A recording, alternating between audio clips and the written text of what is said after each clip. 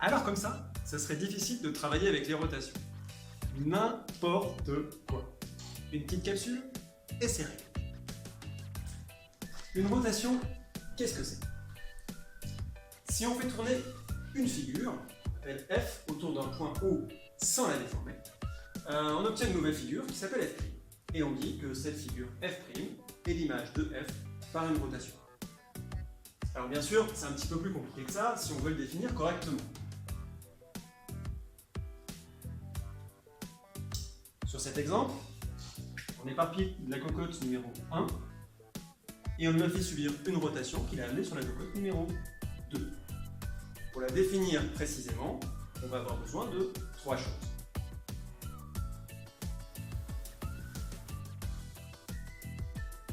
Tout d'abord, puisque une rotation c'est un mouvement de faire tourner quelque chose, il faut savoir autour de quoi on va tourner. Le point autour duquel on tourne, on l'appelle le centre. Ici, le centre, c'est bien sûr le point O qui est là.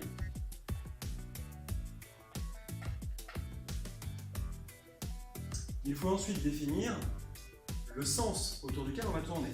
Soit on va suivre le sens des aiguilles d'une montre, soit on suivra, comme ici, le sens inverse des aiguilles d'une montre.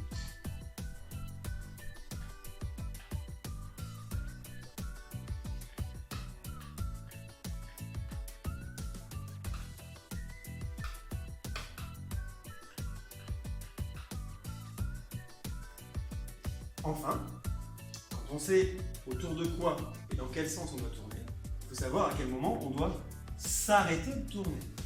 Ce qui définit le moment d'arrêt, c'est l'angle de la rotation.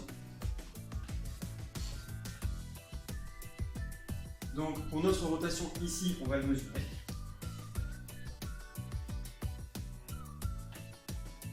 Voilà. Une fois que le rapporteur est bien placé, on est à 30, 40, 50, 60, 70 degrés, 75, allez, 77 degrés pour celui-ci.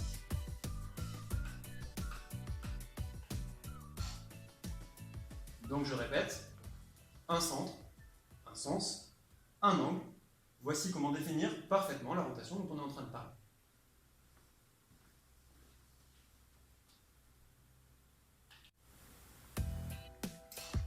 Pour construire l'image d'une figure par une rotation, il y a quelques étapes assez simples à suivre qu'on va expliquer maintenant.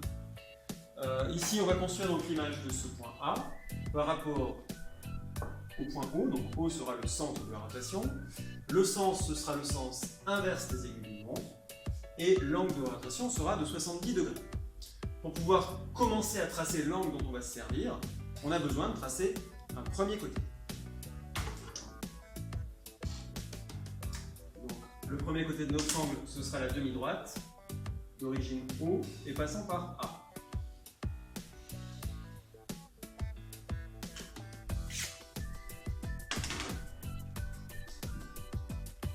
Le point A va tourner autour de O. Ce mouvement de rotation, il va être donné par le compas. Je place la pointe du compas sur le centre,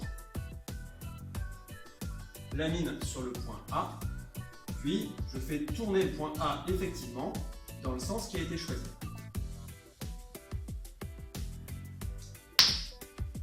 La dernière étape consiste à savoir à quel moment le point A s'arrête de tourner. C'est le rapporteur qui va nous y aider.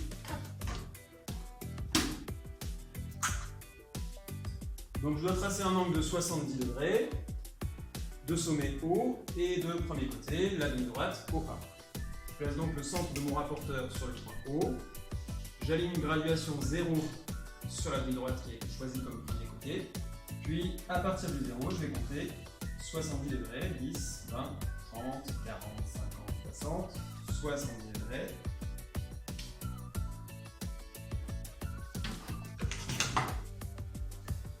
Pour marquer l'endroit où le point A va s'arrêter de tourner, je termine en traçant le deuxième côté de l'angle. Je ne suis pas obligé de le tracer en trait plein, je peux tout à fait le tracer en pointillé. Voilà, ici on aura donc l'image du point A, c'est-à-dire le point qu'on fera après. Le centre O est ici. On a bien tourné dans le sens inverse des aiguilles d'une montre. L'angle de la rotation est 70 degrés. Si vous avez encore des problèmes sur la rotation, n'hésitez pas à en parler à votre professeur de mathématiques. Et sinon, rendez-vous à la prochaine capsule.